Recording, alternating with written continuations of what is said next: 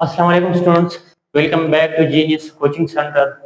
आज हम पढ़ने वाले हैं कोलिगेटिव प्रॉपर्टीज का आखिरी topic osmotic pressure. Osmotic pressure जो है आपके शॉर्ट क्वेश्चन में आता है, इससे आपके जो है एमसीक्यूज वगैरह आते हैं, इंपॉर्टेंट टॉपिक है। और चूंकि कोलिगेटिव प्रॉपर्टी है, हमें पता है कि कोलिगेटिव प्रॉपर्टी से हम सॉल्यूट का मॉलिक्यूलर मास मालूम कर सकते हैं। तो आइए सीखते हैं ऑस्मोसिस क्या है और ऑस्मोटिक प्रेशर क्या है। रिवर्स ऑस्मोसिस जो आप लोग आरओ प्लांट्स जहाँ पे मतलब जो पानी फिल्टर किया जाता है वो क्या चीज है, वहां पे कौन से प्रोसेसेस अकर होते हैं। ऑस्मोटिक प्रेशर के एप्लीकेशन क्या है, हाइपरटोनिक हाइपोटोनिक सॉल्यूशंस क्या है। तो सारे आइए लेक्चर को डिटेल में सुन ले। सबसे पहले ऑस्मोटिक प्रेशर से पहले हम सीखेंगे ऑस्मोसिस। ऑस्मोसिस क्या चीज है? ऑस्मोसिस एक ऐसा अमल है जिसमें मॉलिक्यूल या सब्सटेंसेस हाई कंसंट्रेशन से लो में जाते हैं, लेकिन बीच में कोई मेम्ब्रेन जब हो।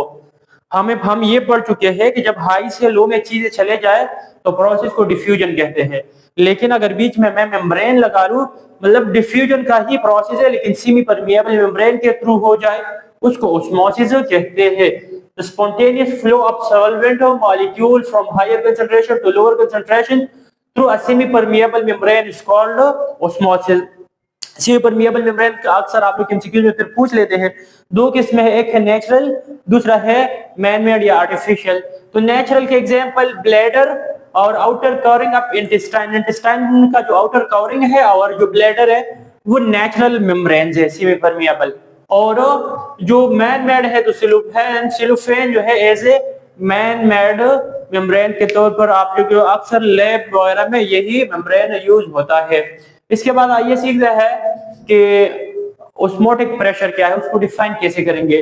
Definition of osmotic pressure: the minimum pressure applied to nullify osmosis.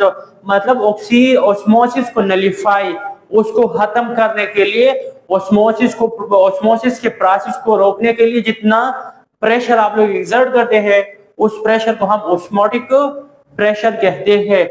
The minimum pressure applied या एक्सर्टेड टू नलिफाई या टू न्यूट्रलाइज ऑस्मोसिस, तो उस प्रेशर को ऑस्मोटिक प्रेशर कहते हैं। या it is the pressure applied by a solution to prevent the inward flow of water through the semi permeable membrane। for example इस side पे मैंने सॉल्यूशन रख दिया है, NaCl है प्लस पानी है, और बीच में मैंने सेमी परमिएबल मेम्ब्रेन रखा है, इस साइड पे पानी है। तो अब पानी, नेचुरल सी बात है कि पानी जो है वहां कंसंट्रेशन ज्यादा है तो यहां से वहां फ्लो करेगा, लेकिन इस फ्लो को रोकने के लिए जितना प्रेशर हम एक्सर्ट करते हैं उस प्रेशर को ऑस्मोटिक प्रेशर कहते हैं। या stopping pressure required to halt. Halt का क्या मतलब है? अक्सर जो है हम मलीर हाल्ट, तो हाल्ट का मतलब है कि वहां पे कोई चीज खत्म होता है या वहां पे मतलब आगे वहां पे नहीं है कोई चीज, उसको रोकना, उसको खत्म करना। तो स्टॉपिंग प्रेशर, वो प्रेशर स्टॉपिंग प्रेशर मतलब रोकने वाला pressure required to halt osmosis. Osmosis के प्रोसेस को रोकने के लिए जो हम स्टॉपिंग जो प्रेशर एक्सर्ट करते हैं उसको हम ऑस्मोटिक प्रेशर कहते हैं। आल्सो कॉल्ड, इसको ऑस्मोसिस इंडेक्स भी कहते हैं। अक्सर आप लोग एमसीक्यूज में पूछ लेते हैं, इसको ऑस्मोसिस इंडेक्स भी कहते हैं। इसके लिए हम मोहर्स इक्वेशन या एक और इक्वेशन है हम यही इस्तेमाल करते हैं इसको मेजर करने के लिए, मतलब मैथमेटिकली इसको जानने के लिए हम ये वाली इक्वेशन यूज करते हैं। तो in this which measure the tendency of solution to absorb favour solvent. ये जो ऑस्मोसिस इंडेक्स है ये मेजर करते हैं tendency of a solution to absorb solvent favour solvent का मतलब ये वो सॉल्यूशन के टेंडेंसी को स्टडी करेंगे कि वो कितना सॉल्वेंट एब्सॉर्ब कर पाएगा। अच्छा, डिनोशन ऑस्मोटिक प्रेशर को हम, it is denoted by pi, इसको हम पाई से डिनोट करते हैं। और 10 दफा मैंने बता दी कि ऑस्मोटिक प्रेशर मतलब प्रेशर है, प्रेशर को हम पास्कल में मेजर करते हैं। अक्सर हम जाके भूल जाते हैं आसान पॉइंट, पास्कल, एटीएम, मतलब जो प्रेशर के यूनिट्स है वो यहाँ पे भी वैलिड होंगे, याद होना चाहिए। एटीएम या पास्कल या ये इसके यूनिट्स हो जाएंगे। फॉर्मूला मतलब इक्वेशन जो है जो यूज होता है, इक्वेशन का अपना नाम है, ये एमसीक्यूज पॉइंट ऑफ व्यू से इंपॉर्टेंट है, आपका इक्वेशन भी इंपॉर्टेंट है। पाई ये ऑस्मोटिक प्रेशर बराबर है एम आर टी का या आई सी आर टी का इक्वल है।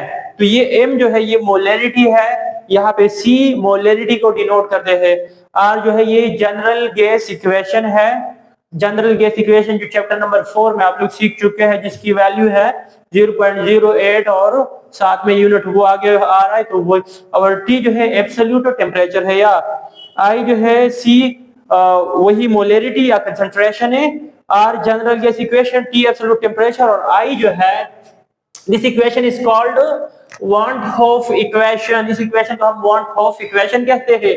इसमें ये आई क्या चीज है, I is want half factor है, वांट हॉफ फैक्टर है। तो देखो ये क्या डिनोट करते हैं, ये आई आपको डिनोट करेंगे कि मतलब आपका सॉल्यूट कितने मतलब मजीद वो कितने में डिवाइड हो रहा है, कितने पार्टिकल में वो स्प्लिट हो रहा है। फॉर एग्जांपल मैं ग्लूकोज का 1 मोल ले लूं तो वही ग्लूकोज का तो स्प्लिटिंग ही पॉसिबल नहीं है। यूरिया ले लूं, मैं सक्रोज ले लूं, कोई अनस्प्लिटिंग सब्सटेंस ले लूं, तो उसके लिए आई 1 का इक्वल होगा, क्योंकि एक ही मतलब वो मजीद स्प्लिट ही नहीं हो रहा। अब आप लोग सोचो NaCl हो, MgCl2 हो, AlCl3 हो, पिछले मैंने बता भी दिया लेक्चर में, तो आप लोगों ने क्या करना होगा, NaCl 2 में स्प्लिट होगा तो उसके लिए I की वैल्यू क्या बनेगी, MgCl2, तो Mg अलग और Cl अलग और Cl अलग, AlCl3 या AlI3 Al अलग और 3 आयोडीन, तो कितने में स्प्लिट हो रहा है, तो ये उसी को शो करते हैं। Denoted the number particle the solute break into, confusion नहीं होना चाहिए, मतलब कि सॉल्यूट जितने पार्टिकल में स्प्लिट हो रहा है ये I आपको वही शो कर रहे हैं। I is equal to 1 for glucose, urea and sugar. Glucose का 1 मोल ले ले, 1 मोल ही रहेगा, NaCl गलेंगे तो डबल हो जाएगा। अच्छा आज ये C और M, कीप इन माइंड आप लोगों ने वो ऑलरेडी मैं बता रहा हूं कि C और M, यहाँ पे जो C है, M जो है या जो C है, ये क्या चीज है, तो ये मोलैरिटी ऑफ सॉल्यूशन को शो करते हैं, ऑलरेडी मैंने आप लोग बता दिया। अब वो टेम्परेचर डिपेंडेंट है, मोलैरिटी में आप लोग पढ़ चुके हैं कि ये हम पढ़ते हैं कि ग्राम ऑफ सॉल्यूट या number of moles of solute पर डीएम क्यूब हो। अब अगर मैं टेम्परेचर बढ़ाऊंगा, लाजमी बात है उसका जो है वॉल्यूम बढ़ेगा टेम्परेचर के साथ, जब वॉल्यूम बढ़ेगा तो मोलैरिटी कम हो जाएगी। तो कीप इन माइंड अगर मैं टेम्परेचर बढ़ाऊंगा तो मोलैरिटी कम होती है, जब मोलैरिटी कम हो गई तो इसके साथ तो रिलेशन डायरेक्ट है, तो वो भी ऑस्मोटिक प्रेशर भी कम होगा टेम्परेचर के साथ। तो आप लोगों ने ये पॉइंट टी डिपेंड अपॉन किस चीज पे डिपेंड करता है, टेम्परेचर पे, और pi directly proportional to temperature and molarity. अगर टेम्परेचर कोई डायरेक्ट रिलेशन है और मोलैरिटी के साथ भी डायरेक्ट रिलेशन है, टेम्परेचर बढ़ाऊंगा तो भी वो और इसको बढ़ाऊंगा तो वो भी जो है, तो आप लोगों ने ये क्या करना है, दिमाग में याद रखना है ये पॉइंट। अच्छा ये एक पॉइंट इंपॉर्टेंट है कि elevation of boiling point and depression in freezing point, वहां पे हम मोलैरिटी कैपिटल M की बजाय हम स्मॉल m मतलब मोलैरिटी लिख चुके थे ना, तो याद होना चाहिए आप लोगों को कि मोलैरिटी में मास टेम्परेचर आप बढ़ा ले कम कर ले, मास पे कोई फर्क नहीं पड़ता। तो एलिवेशन ऑफ बॉइलिंग पॉइंट और डिप्रेशन इन फ्रीजिंग पॉइंट हम पढ़ चुके हैं कि वहां पे टेम्परेचर का कोई असर नहीं होगा, यहाँ पे टेम्परेचर का असर होगा।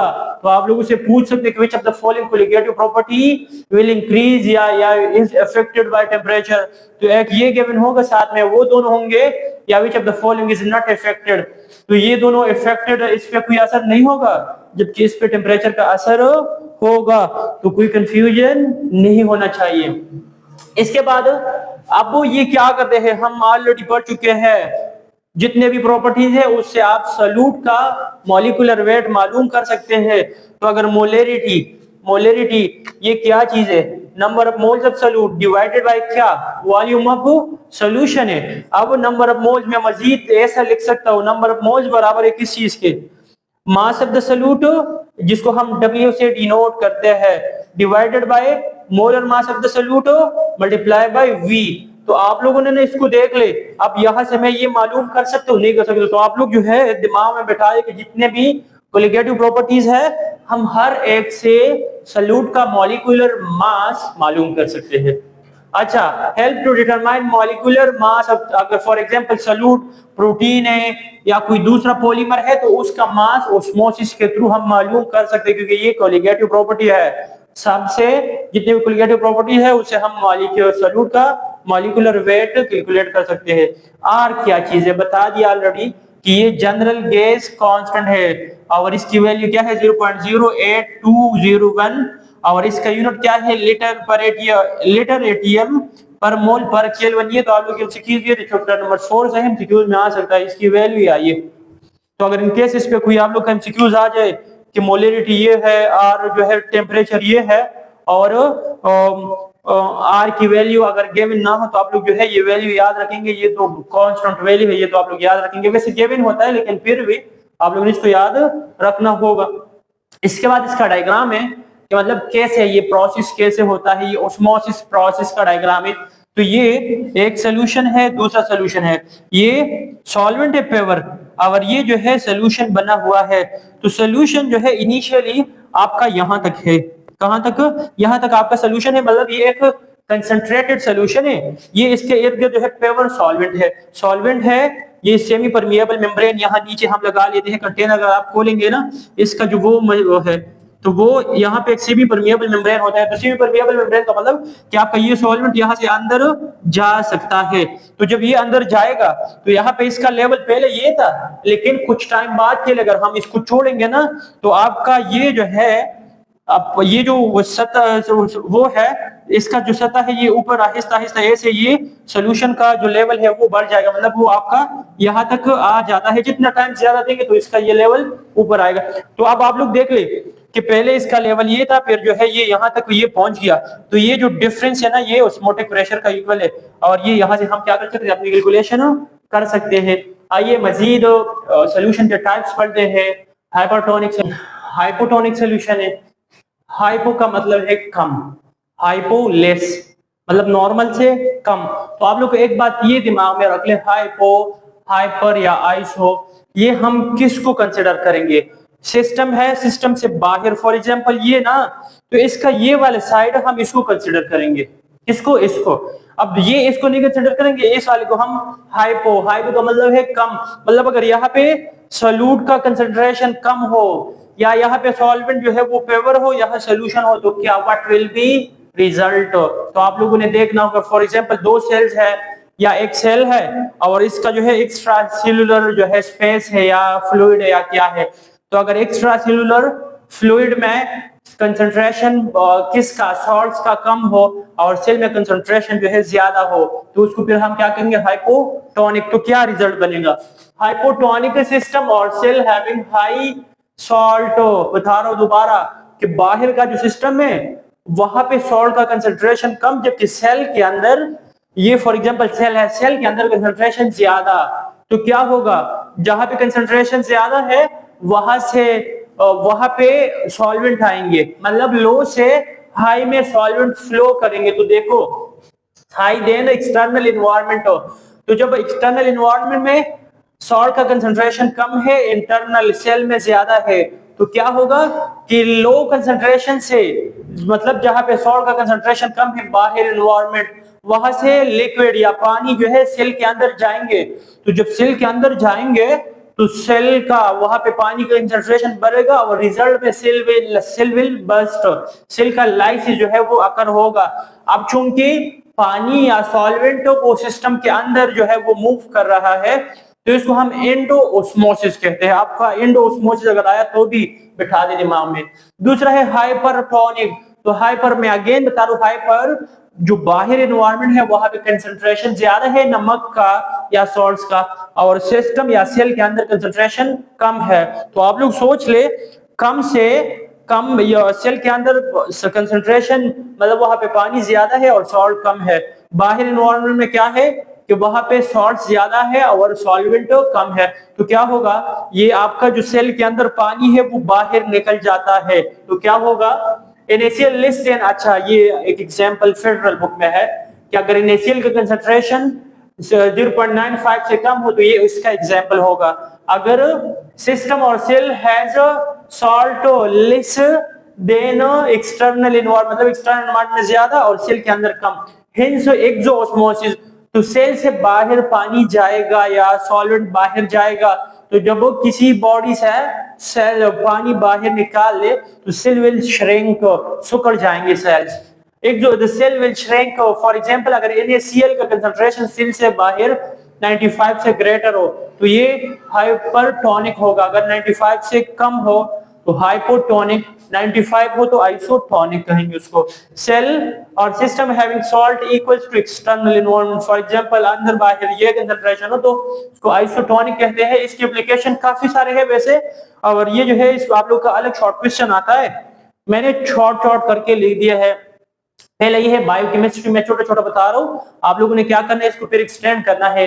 बायोकेमिस्ट्री के जो रिसर्चर होते हैं, अगर वो सेल के अंदर प्रोटीन, कार्बोहाइड्रेट, लिपिड उनको मेजर करना चाहे तो वो क्या करेंगे, वो ऐसा कर लेंगे। ऊपर आप लोग थोड़ा दिमाग इस्तेमाल कर ले, सेल का लाइसिस कब होगा, अगर सेल को हम कहाँ रखेंगे, सेल इन हाइपोटोनिक सोल्यूशन। साइंटिस्ट जो है वो सेल को किस में रखते हैं, हाइपोटोनिक सोल्यूशन में रखते हैं। तो क्या होगा, पानी सेल के अंदर चला जाता है, सेल का लाइसिस, उसका मेम्ब्रेन या व्हाटएवर वो स्प्लिटिंग उसकी जो है वो जब हो जाए तो क्या होगा, उसके कंपोनेंट बाहर निकल जाएंगे। तो साइंटिस्ट बायोकेमिस्ट उनको स्टडी कर लेंगे। तो आप पहला ये कि लाइसिस, और जब सेल का स्प्लिटिंग हो जाए तो उनके कंपोनेंट्स को कौन से स्टडी कर लेंगे।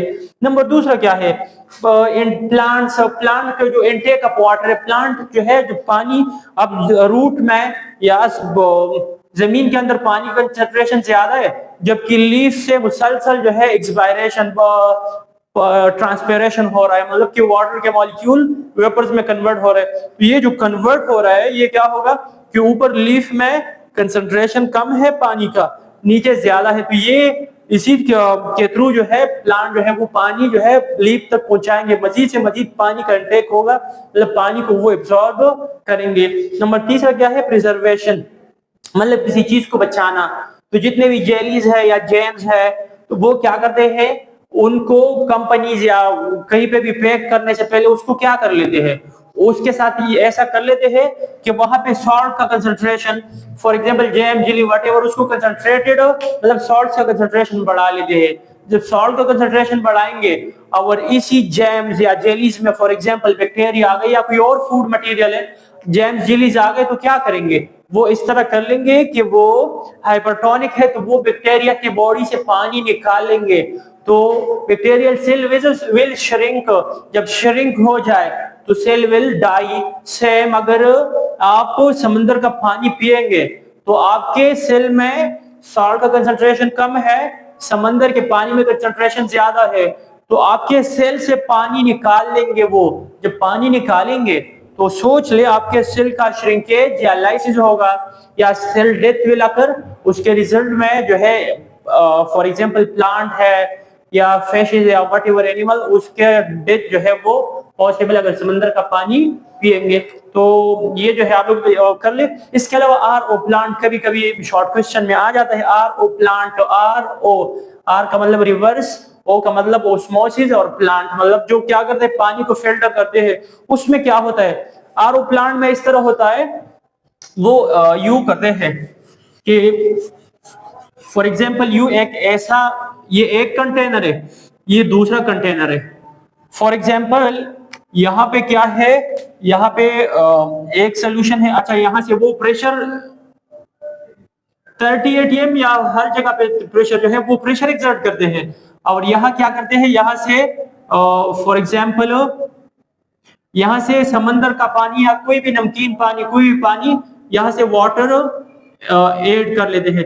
तो ये क्या करते हैं, यहाँ पे कंसंट्रेशन सॉल्ट्स का इंतहाई ज्यादा होता है, यहाँ पे बीच में एक सेमी परमिएबल मेम्ब्रेन लगा होता है, तो वो क्या करते हैं, अगर यहाँ प्रेशर ज्यादा हो तो क्या होगा, मतलब यहाँ पे सॉल्ट का कंसंट्रेशन कम है, यहाँ ज्यादा है, अब होना तो ये चाहिए कि यहाँ से यहाँ चले जाए, लेकिन क्या होता है वहां से हाई प्रेशर एक्सर्ट होता है, हाई प्रेशर के रिजल्ट में वो क्या करते हैं, ये आपके पानी यहाँ से निकल जाते हैं, जबकि यहाँ पे जो नमक है व्हाटएवर है वो मेम्ब्रेन को क्रॉस नहीं कर पाते, तो इससे आपका पानी जो है होता है फिल्टर, और वही पानी जो है आप लोग क्या करते हैं, इसको बॉटल्स में जो है पैक करके आप लोग फिर क्या करते हैं, उसको पी लेते हैं। तो रिवर्स ऑस्मोसिस ये डायग्राम है। आप लोग जो है उम्मीद है प्रेशर ये semi permeable membrane short question उम्मीद है सुकून से बचने के ट्यूब है। अगर इससे रिलेटेड एमसीक्यूज कहीं मुश्किल हुआ तो आप लोग लाजमी पूछ ले। अल्लाह हाफिज।